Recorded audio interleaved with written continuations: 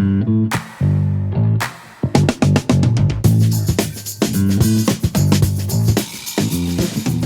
to the latest and quite honestly, a very special edition of the OmniTalk Spotlight Series, the series that highlights the people, the companies, and the technologies that are shaping the future of retail. I'm one of your co-hosts for today's discussion, Chris Walton. And I'm Ann Mazinga. And today, Ann, I got to tell you, we are just giddy with excitement once again. Giddy. Yes, I'm giddy, Ann. That's the best word I could use to describe how I'm feeling. Because joining us today are Shoptalk's very own Krystina Gustafson and Joe Laszlo. And we are here to put them on the spot about what we can all expect from Shoptalk 2024 this year. And when I say put you on the spot, I mean put you on the spot. So Krystina and Joe, without further ado, welcome to OmniTalk. Awesome. Thank you guys so much for having us. Yeah, thanks. It's a great pleasure to be here. Long-time listener, first-time guest. So, first-time guest, yes. Yes, we've had Krystina on before, but Joe, this is your first time. This is your maiden voyage, so thanks for being here. Well, before we get started, you two, I'd love to just start off the conversation with you each telling the audience a little bit about yourselves and really your unique perspectives that you each bring to Shoptalk. Krystina, let's go to you first. So my role here at Shoptalk, where I feel like I've been here a lifetime in startup years. I think I'm coming on my 7-year anniversary, but effectively overseeing all the content, agendas, strategies, speaker lineups across our growing and global portfolio of events, being Shoptalk, which we're of course here to talk about today, Shoptalk Europe, Grocery Shop, and Shoptalk Fall, which is coming this October to Chicago. So definitely a busy time to be here at Shoptalk. But I come to the organization with more of a journalistic background. I started my career as a news associate at CNBC, went over to Women's Wear Daily for a couple of years as a web editor, and then boomeranged back to CNBC to cover retail for a couple of years. So I think to the extent that we'll probably chat a little bit about during the course of this conversation, we really are very proud of the fact that all of the content at our events is editorially driven and comes from sort of that independent third-party perspective. And so I think my background in the journalism space lends itself well to some exciting programming over here at Shoptalk.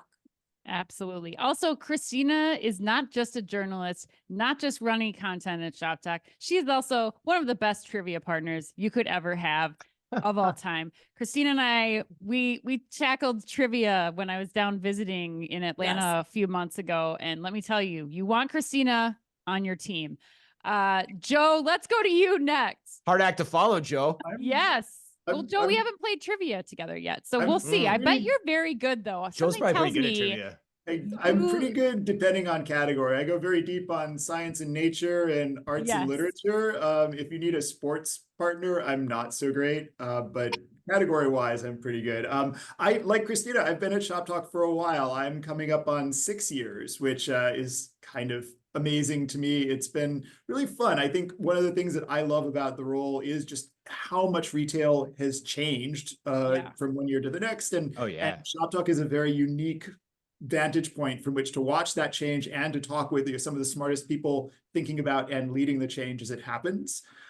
Before Shoptalk, my career has been focused on digital media, marketing, and advertising. I kind of feel like one way I sum it up at cocktail parties is I kind of go from disrupted industry to disrupted industry and kind of find these interesting places where I can help advise people, help people learn how to navigate all of the change and transformation that's going on, regardless of what particular area of change it happens to be. Right. Also, Joe, when you're not doing Shoptalk related things, you are a skydiver, which people should know. Well, one time only so far. Still just once. Okay. You're a skydiver, Joe. Just leave it at that. You did it one time. You get the title. Just run with it. I'm adding it to my LinkedIn as soon as we wrap this conversation. Perfect. One more time than me, my friend. All right. So let's get started. And one of the topics that we know will undoubtedly be covered on the show is, of course, AI. So I want to ask you both, point blank, how do you plan to help retailers and brands in attendance come out with a better understanding of AI? And you'll notice that I was purposely broad in my use of AI as a catch-all term, because I want you to explain on what aspects of it you plan to focus at Shoptalk, because not all AI is created equal. who wants to take that one first? Yeah, I'll kick that one off. And I actually think, Chris, I'm going to zero in on a different part of how you posed that question as my jumping off point, which is helping retailers and brands understand the opportunities and challenges associated with AI. I think any conference like Shoptalk that is focused on innovation, there's a natural tendency to really be focused purely on the positives, the trillions of dollars of economic activity that could be attributed to, to your point, not even all of AI, but just generative AI in isolation is massive. And so I think the perspective that we come from is we want our audience to be really excited about the possibility of these technologies, but we also want to be really transparent about sort of where companies are on this evolution of adopting AI. I've been having a lot of conversations. We met with our advisory board earlier this week. I was at an AI-centric dinner a couple of weeks ago about just sort of where a lot of the big corporates are on their AI evolution. And it feels to me like the overwhelming response has been there's a lot of testing and learning, but not a lot of actual implementation and scaling. And so I think that's kind of the point at time with which we are coming together at Shoptalk that we really want to be mindful of as we're telling this story from our stage. So I would say a couple of things as it pertains to the specific agenda and programming, just to drill a little bit deeper into those concepts. I think, as I mentioned before, we really want to be talking about sort of, case studies, actual use cases that are happening today that the audience can potentially learn from, as well as thinking about sort of, the next generation of this technology, where our speakers see its greatest possibilities for implementation down the road. The other thing that I would sort of call out is making sure that we are covering this across different functional roles within the organization, because I do genuinely believe that one of the reasons that AI has the potential to be so transformative is because it has the potential to disrupt at the enterprise level, right? So whereas some of the previous innovations that we've talked about as an industry have been very focused on, marketing, merchandising, whatever it might be, there are applications here across store operations, across marketing, personalization, supply chain. And so I think it's really our goal to sort of highlight the fact that, the possibilities here are somewhat endless, but in a way that's tempered and not buzzword colada. Yeah, Krystina. Okay, so the question I have for you on that too, especially as you're speaking to people, and also keeping in mind, like, we're coming out of the metaverse hype, right? Where that was like super hyped up, and people have some like metaverse fears that that's potentially happening again with generative AI. As you go into the show, do you think generative AI is properly hyped, overhyped, or underhyped? Like, how would you answer that question? It's a really interesting one. If you had asked me 2 weeks ago, I might have said overhyped, but I'm actually going to flip and say underhyped. Underhyped, okay. Through some of the conversations that I have been having, the metaverse, as well as just kind of the pace at which transformation in our industry has left a lot of the folks that I've been having conversations with recently really reluctant to invest. They're very scared, quite frankly, that they're going to make the wrong investment or invest in a capability today, and then the next best thing is coming out tomorrow. So I'm actually sensing a lot more trepidation around AI than I was expecting. And it feels even like compared to last year, people are sort of putting their checks and balances in place even more so. And I do think, Chris, to your point, like it does also kind of tie to some of those fears around the metaverse. Interesting. It'll be interesting, I think, to hear too, Joe, and I'll let you answer this question, is just around the different use cases that you've heard of. Krystina, you alluded a little bit to it, and how there are different use cases, especially for generative AI, in every single vertical within the industry. But I'm looking forward to hearing some examples from some of the speakers that we have coming up, or some of the content that you have lined up, of just how they're using it, like how they have been testing and learning. But Joe, have you come across any use cases, or are there any sessions in particular that you're excited about, where we might hear more from these industry leaders about how they're actually applying it right now? Sure, absolutely. I counted just yesterday, and there's a good dozen sessions on the Shoptalk agenda that have AI Makes sense. kind of in them to some extent, which is way more than we did the metaverse 2 years ago. I'll say in a slight defense of that very metaversey Shoptalk we had. But I think as far as sessions, I'm especially excited about. We're doing a session, not necessarily generative AI specific, though there will be some of that, about artificial intelligence stores. I think when people talk about AI and Gen AI, they talk a lot about digital marketing, product information, marketing creative. But I think there's a huge potential for AI to help store associates do their jobs better as well. And so we've got this session on the agenda about how AI is changing the store experience.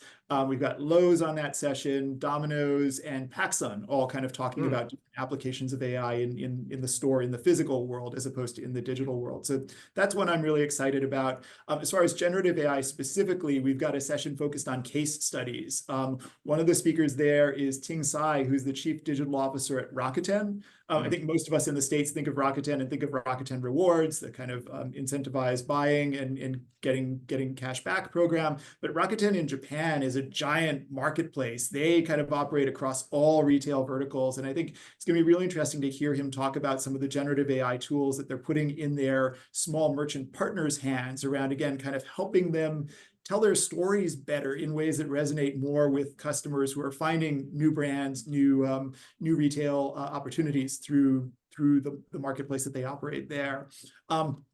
We also have a VP of Global Data Analytics and AI at Kellanova. Rob Burse is going to be talking a little bit about what on the CPG side they're doing specifically with generative AI. And not to tip our hand too much, but he's going to be talking a bit about synthetic data and synthetic audiences, right? CPG companies have never had all the data that they wanted, but Kellanova is at least experimenting with ways to leverage generative AI to kind of simulate what shoppers are doing, what they're thinking, how they're acting. So you kind of almost don't need a human focus group anymore, because you can have AI be your focus group to give you what probably reflects the real world's reaction to a product innovation, a packaging innovation, a marketing message. So I think that's super interesting and one application I hadn't really heard of before I started talking with him. That's really cool, Joe. I think that leads really well into the next question that I want to ask you. And that's, when we've been talking to retailers, we've been hearing a lot about specific emphasis on making sure that your omnichannel fundamentals are in place. So what are the right things that you're doing now? What needs to change, like focus groups, for example? Like what adjustments do you need to make to your business? And what do you need to really make sure are rock solid before you kind of go into some of these new technologies or new opportunities in retail? How are you approaching that topic with some of the content that we'll be hearing about at Shoptalk? Sure. So I think sticking with AI for another minute, I absolutely think one of the things that we've heard time and time again from speakers as we've been selecting folks to go on stage and talk about it is really just the importance of the foundations being in place. You can't really do anything great with generative AI if the data that goes into that generative AI isn't, it doesn't have to be perfect. I think some people go too far and think that the data lakes or clouds or whatever need to be absolutely pristine before AI will help. AI doesn't need data to be perfect, but it does need to be above a certain threshold of goodness before you can trust that the analysis and the outputs will be useful and match reality. So I think that kind of think about the fundamentals, understand what you need as a baseline foundation, and then build on top of that is really important regardless of what aspect of retail innovation we're talking about. Shifting to the omni-channel topic, which has been near and dear to our hearts at Shoptalk for a while now. For a little while, Shoptalk has been trying to get the industry to retire the word omni-channel. Joe, don't say that. That hits me right in the heart, Joe. But go ahead. I know. I mean, it's had a good long run, omnichannel has, but like when I hear it, it kind of sounds like multimedia to me. Like it just sort of sounds like a word. The multi-channel hangover. Yes, I got it. 10 years ago, maybe. And I think the biggest issue with omnichannel as a term, I mean, OmniTalk, I love it. Thanks, buddy. Thanks. Nice recovery, Joe. Nice recovery. Too many retailers that live in kind of, that 10 years ago world kind of think, if I'm doing well at omnichannel if I've got like my physical ducks in a row and my digital ducks in a row.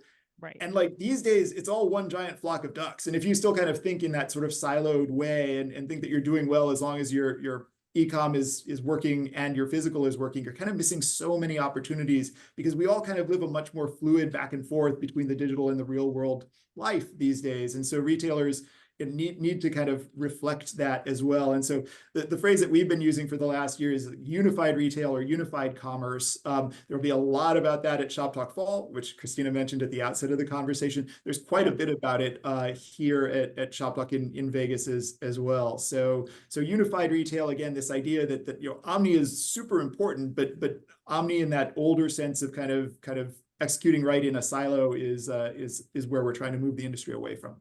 I was just gonna chime in there because it wouldn't be Shop Talk if we didn't have a framework for this. So the way that we've actually been thinking about this internally is it's funny too, as Joe is talking about sort of moving away from channels. It's funny to me that as retailers say consumers don't shop in channels anymore, the very word that they use to describe that still has the word channel. So that's, probably a conversation for another day. But as we think about unified, the way we've been talking about it is that it requires kind of 4 different things. One is, of course, combining the channels. One is combining, the organization, unifying the organization. And right. then to, as Joe was kind of alluding to before, our unified tech stack and unified data platform. So those are kind of the 4 pillars that we'll be introducing as kind of the Shop Talk definition for what unified retail is at the show in a couple of weeks. And I'm curious, are there any, are there, there was one session that stood out to me, like the Wayfair session. Like, I'm curious, because it seems like they're in the crucible of trying to understand how do you extend your brand from an omnichannel perspective. And so I'm curious if that is one of the sessions you guys would key in on. Are there others too that get at this point? Because I think it goes back to what you said at the outset too, Krystina. Like people are a little underhyping AI because they're not really sure if they should focus on it yet. It's still the show me the money year of retail tech investments. So what are some of the sessions that people should look forward to or bookmark now around getting the foundation in place? I think there's 3 or 4 different sessions I'd point to as far as really kind of the ones where leaders focused on the unified future of commerce will be speaking. And Krystina's point, we just confirmed the chief commercial officer at Foot Locker to give a track keynote on kind of that session about kind of the senior leader view of the unified retail future. So Foot Locker has definitely been at the forefront of tying its store experiences increasingly tightly to digital experiences. And so it'll be really interesting to hear Frank Bracken talk about how they're doing that. The other half of that session is the CEO of Michaels, which I think, I think of Michaels primarily as a physical retailer, just because when I want to kind of buy some crafting supplies, I generally go as opposed to ordering online. But they've just launched a whole online marketplace where creators that are fans of Michaels can actually sell the products that they make through Michaels Marketplace now. Right. Sell their expertise too. They're doing kind of digital training sessions and things like that as well. And I think that combination of Frank Bracken from Foot Locker and Ashley Buchanan from Michaels is going to be a really interesting view from the most senior leaders at their respective organizations of kind of getting those foundations of unified retail right and then executing on them. Yeah, it's an interesting question. Yeah, how do I think I need my fabric by the yard, Joe? Do I need to go into the store or can I get that delivered to my home?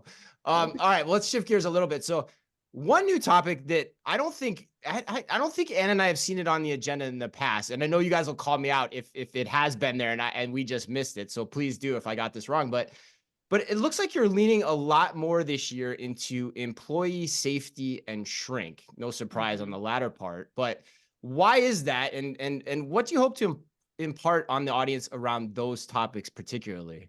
The planning process of the Shop Talk agenda, I joke sometimes that the minute one Shop Talk wraps, we're already starting to plan the agenda for the next one. And it's true that the wrap-up session at every Shop Talk is a kind of recap. But one of the questions we ask the audience in those recap sessions is, what do you want to hear from us next year? What didn't you hear enough on stage this year?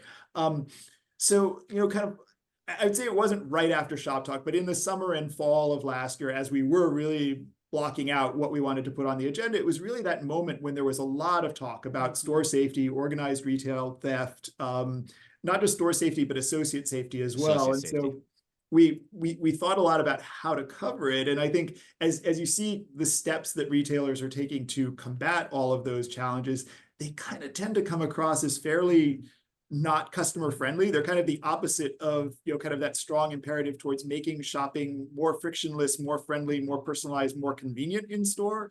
When your deodorant is behind a plexiglass barrier and you can't get to it unless some associate kind of finds the time to come and unlock it for you. That's the opposite of what physical retail should be. And so all of that in mind, we decided to put a session on our technology track, which features founders and CEOs of really cool, innovative technology vendors talking about specific solutions of theirs that help with these problems of store safety and associate safety in hopefully a way that is still consumer friendly at the same time. So, in the past, we've had folks like Trigo and Standard who use machine vision in stores, but mainly around frictionless checkout and kind of planogram compliance and those sorts of applications. This year, our session on store safety and security is going to feature a company called Radar, which uses RFID technologies, a company called Vision that's using computer vision, a company called Indyme that is actually making those kind of plexiglass barrier experiences faster and more user-friendly, and a company called Nightscope that is doing autonomous in-store security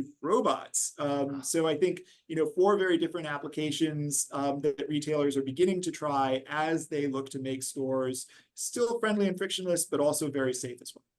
I hope that the retailers that we've been talking to, especially the ones we saw at NRF, Chris, remember, it seemed like everybody was just throwing stuff at the wall. They're like, what can we do here? Let's just test this thing or this, module or this type of glass or they're just trying to throw every technology they can at the problem. So I think that's really important for the audience listening to this to make sure that you note in your schedule when you're planning for Shoptalk to make sure to hit those. And I'd say behind the wall too, not at the wall, they're throwing everything behind the wall too, because it's a tough question, right? Like in terms of, that's why I like the approach here, because there's a lot to learn from where are the puts and takes with employee safety, which I never thought about this until just now, until Joe was talking about it. Like it should be the calling card for what you're implementing. If the solution is potentially going to make the environment less safe for employees, then you got to look differently at it. So I think that's an important point that Joe just pointed out. Yeah. Well, let's stay on the employee, everybody, because I think that's another thing that we heard a lot about coming out of Grocery Shop in the fall and then into NRF and now into Shoptalk's agenda this year. There's a lot of focus on investment in employee tools and training. It's a big thing on the mind of retailers as we're heading into 2024. How have you designed this year's agenda to kind of focus on ways to help the frontline worker? Krystina, maybe we'll start with you. Yeah, no, it's a really good question, and it's a really good call out too, because the way that I think about this, even kind of, transcending what we're going to be covering on the agenda, is the environment that we're operating in these days, where yes, we need to be prioritizing associate safety, and we need to be giving them the right tools and technologies, but at the same time, we're seeing a lot of retailers even cutting back on their frontline staff. So it's just like this really interesting tension that's happening in the industry right now. And I think, to your point, Anne, as much as we don't want any of these roles to get cut, if they are getting cut, you better as heck make sure that the people that you have really know their stuff and are able to help customers in a really effective way. And so some of the ways that we are thinking about this actually kind of tie back to a conversation that you guys had with Ben Miller a couple of weeks ago on your Fast Five. We actually have Walmart. It is John Alferness, who has been in the industry for years. And I think he actually spoke at Shoptalk back in 2018 in a previous gig. But he is now their EVP and Chief Product Officer at Walmart US. And he's going to be talking about some of their associate facing tools that actually were initially developed at Sam's Club. It was their Ask Sam tool that that's now been rolled out to their in-store associates at Walmart. But the reason that I think he's super timely is the conversation that you guys had with Ben about the fact that their store managers now are going to be in a position where they can make, I think it was up to $400,000 a year. So not only recognizing, hey, the retail industry is really tough to work in these days, you're dealing with all of these macro factors, but hey, also the job's getting a lot harder because we're expecting you to be able to sort of serve not only as the touch point for even higher levels of customer service, but also be able to sort of implement the technology capabilities that are going to create this unified experience, tying together e-com, tying together physical store fulfillment, et cetera. So it felt like a big one that we really needed to make sure we were covering. And I'm doing that interview, so definitely a plug for that session with John. But the other two that I would call, and I think these are particularly interesting as well, we talked about unified before, but we're hearing more and more, I would say, from the folks that we're having conversations with about the importance of making sure the in-store tech solutions are sort of aligned with that unified vision. And so Jason Gowanis, who is the Chief Digital Officer at Levi Strauss, is actually going to be talking about that very concept, as well as sort of how you're not only unifying, but simplifying your tech stack along the way. And we're also going to be hearing from Shannon Hennessy, who is the CEO of Habit Burger Grill, which is one of the newer banners under the Yum Brands portfolio, about how effectively they're sort of using technology to be able to prepare orders closer to delivery time or pickup time for consumers in their store. So I think there's a lot of really interesting things that are going on here to be able to equip store associates with technologies to make things run a little bit more seamlessly. And I think obviously the next step of that is getting the associates on board with using these capabilities. Yeah, it's a really interesting thread you've got me thinking about, Krystina, because like, the pandemic came and it kind of set the table for what the expectations are of retailers for the consumer facing side of their experiences. But the points you're bringing up is I don't think we've I don't think we as an industry have a good table stakes understanding of what the employee experience Mm, should be yeah. through digital tools and capabilities. So that's something I've again never thought about until just talking to you. And I want to spend more time on that personally too, because it's a really interesting question. Like what should the expectation be of the average employee in a retail store in terms of the tools and tricks they can use to do their job? So, all right, Joe, I'm going to go back to you on this one because one of my favorite topics and still open questions in my head is retail media. And specifically, is it real or is it just a shift in trade spend? So I'm curious, how do you plan on helping everyone in attendance understand that big matzo ball? It's a great question. Retail media, I think, is probably second right after AI in terms of the things Right. that people want to talk about at Shoptalk this year. So there's several places where it's going to come up on the agenda. I think first and foremost, we're really excited that Colleen Aubry is going to be joining us. She is the Senior Vice President of Ad Products and Technology at Amazon, who basically invented retail media and is still by a large margin the dominant in terms of revenue share player in the retail media space. Seems like she has some expertise, right, Joe? Yeah, it seems like it. Yeah. Hopefully she'll be able to share some of what they've learned that the whole industry can learn from. As I just saw a forecast. It's funny, the forecast I saw a couple of months ago said that retail media was going to overtake TV ad spend by like 2026, and now it kind of sounds like it's going to happen this year. Wow. So clearly there's a lot of dollars, and it can't just be trade dollars shifting, because I don't know that there's enough there to account for all of the growth that we're seeing in retail media ad spend. So Colleen Aubry will be sharing some of her perspective on what Amazon has learned. I'm leading an agency focused session in one of our rapid fire formats. So it's kind of think like a game show with three really smart people. And for sure, I'll be asking agency folks like what they think of retail media as either a threat or an opportunity for creative and media agencies.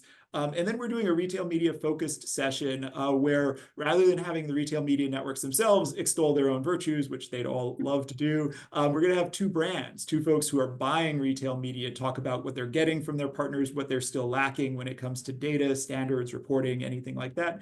We've also got an executive from Pinterest. Carrie Sweeney is a VP of Retail Partnerships at Pinterest. And I thought it was a really interesting perspective that they have, because on the one hand, they sell ads. They're a bit competitive with retail media networks. But on the other hand, a lot of retail media networks are selling more than they actually have inventory in-house for. So Pinterest is becoming a partner to retail media, as well as some of those retail media ad buys spill over into Pinterest. Same thing is happening with connected TV and a whole bunch of other digital media providers who are kind of seeing these interesting competitive but synergistic vibes with the retail media landscape. So I think that session is going to provide a lot of perspective for other folks who are thinking about buying retail media, and hopefully some of the sellers of retail media as well. Wow. Wait, one more thing. I forgot. Oh yeah, please. I'm getting excited. I should also plug our table talks, right? One of the aspects of Shoptalk that's not on stage is, for retailers and brands in the audience, they can sign up for kind of small group, unmoderated conversations over lunch at the show. We're doing one of those specific to retail media as well. That is for brands only, for the buy side only, to kind of give people a chance to maybe vent or share their experiences and expertise in some of what they're seeing as emerging best practices for working with retailers in this new capacity. That's really cool, Joe. I think that also opens up almost a new audience who may not have attended Shoptalk before. Like I advise a couple of advertising agencies, and it's been interesting to just talk to them about this. And now it's not just the brands and retailers themselves, but it's really the agencies around them that are supporting making those strategic retail media buys and figuring out how retail media kind of fits into their overall strategy of what kind of media and what kind of touch points they're trying to reach consumers in. So I'm excited about that. And those of you listening who are my advertising people, this is another opportunity for you. My goodness. Your brethren. It is such a fascinating moment, right? Where it feels like retail media, or commerce media, some people are calling it, is following the same general evolutionary path as digital advertising did, but it's doing it so much faster, where we've kind of gone from 0 to 60 in, I don't know, 18 months as opposed to 5 or 10 years. Yes, absolutely. Well, let's shift gears to another topic that was not nearly covered as much as retail media, but we certainly have been getting a lot of feedback from our audience that it should become more of a priority, and that's sustainability. I'd love to hear, Krystina, what's your honest assessment of kind of where that topic is at right now in the minds of retailers and brands and in the Shoptalk agenda? Yeah, I mean, it's good to hear that you guys are getting some calls to action about that. I wouldn't say we have been getting the same, but I do also think sometimes that's a little bit biased by our audience and by kind of what their roles are in the organization. The way that we tend to think about it is, yes, we need to make sure that we're covering sustainability in some explicit ways on the agenda. So the one session I would call out to folks who are especially interested in this topic would be our session on setting, measuring, and achieving sustainability goals. We are going to be having Wendy, who is the Chief Strategy and Transformation Officer over at Danone North America, talk about some of the work that they are doing in order to decide how to measure and implement some of their sustainability projects, you know, whether they are related to regenerative agriculture, circular packaging, curbing emissions, what have you. I would say though, by and large, the way that we have really approached sustainability as a topic at Shoptalk is to make it feel a little bit more integrated into the broader agenda. And there's a couple of reasons for that. One that I would really point out is that it seems to me, this is my personal opinion, not here to try to represent Shoptalk, but it seems to me that sustainability is sometimes one of those topics where people sort of feel like it's everybody else's problem, right? There's you know, maybe one central function in an organization that's really sort of owning that, and so the people in the e-com roles, the people in, you know, whatever other roles are attending Shoptalk tend to sort of like silo that and think, okay, well, that's not gonna, you know, really impact my day-to-day job, so I'm not gonna attend a session on that. So where we found there's a lot more success is finding ways to cover sustainability where it does feel like it's everybody's responsibility and everybody's opportunity, and specifically, you know, how can you leverage technology? How can you optimize your fulfillment network?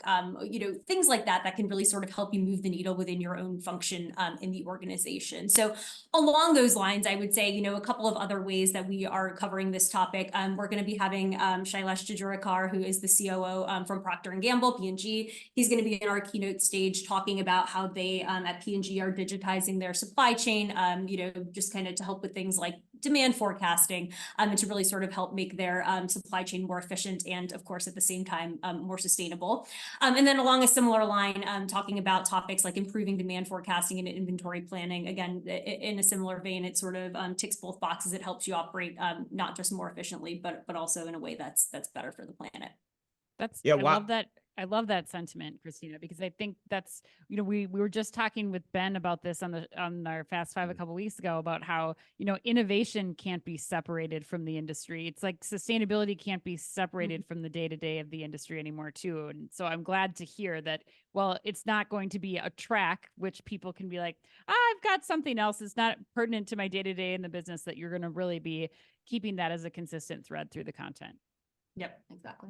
Well, the other thing it makes me think about too is like, you know, all this stuff always starts from the top down. So I'm wondering if there is an analogy here where, like with the digital evolution of retail, like it took 10 to 20 years for everyone to get on board with that. And it's, you know, it took a pandemic really for it to happen. And so I wonder if we're going to follow the same pattern with sustainability in terms of the industry getting around it when the top down leadership starts to focus on it. I know it's going to be a topic that I'm going to discuss overtly on stage in my rapid fire panel, where I'm talking about the technologies that'll shape retail for the next decade. So definitely you can, if you're interested in learning more about that, you should check that out too. So, all right, so let's get you both out of here on this. If you had to pick one session, this is like Solomon's choice. If you had to pick one session, just one, which one are you looking forward to the most? Krystina, let's go to you first.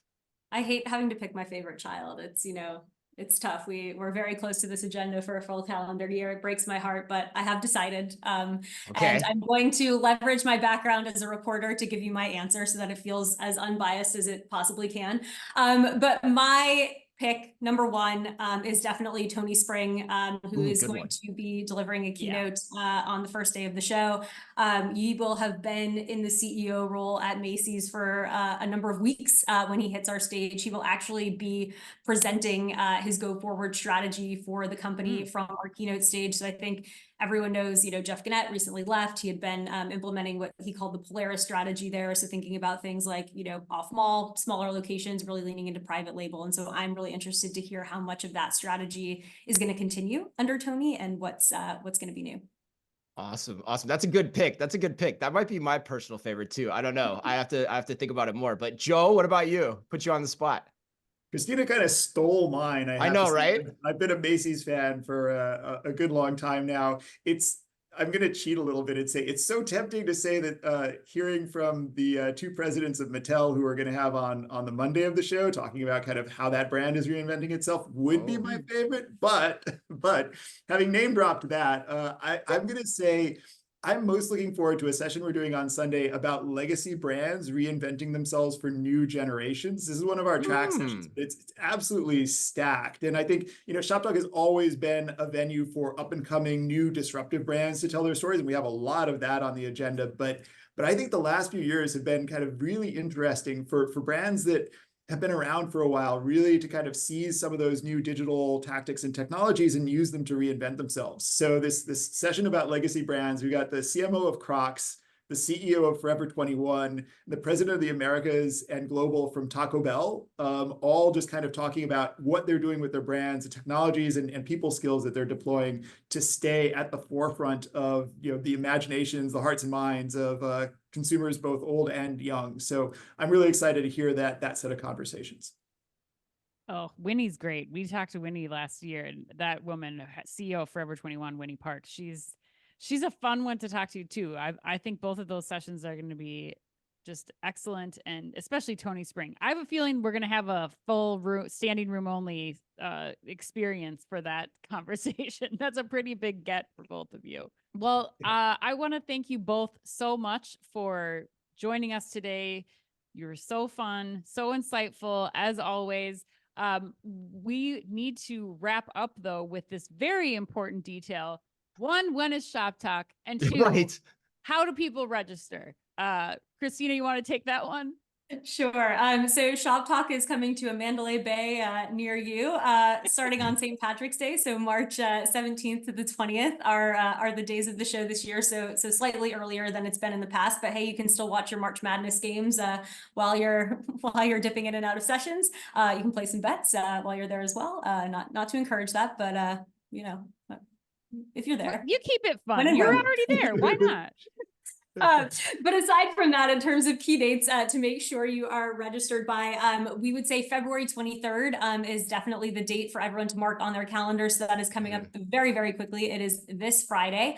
The reason that date is so important is that for anyone who is participating in our meetup program, which for anyone who isn't familiar with that is effectively our massive meetings program where we'll be facilitating 75,000 meetings taking place over the course of the Shoptalk event. They're double opt-in meetings, really highly impactful, really highly rated. And effectively, that date will allow you to have time to select who you want to meet with and also be in the platform with your profile already completed so that people can select to meet with you. So that's the deadline. I also know that you guys, your listeners, have an opportunity to get a little bit of a discount by entering the code OmniTalk. Not Unified Talk, OmniTalk. Yes. And that'll be for 10% off, of your ticket.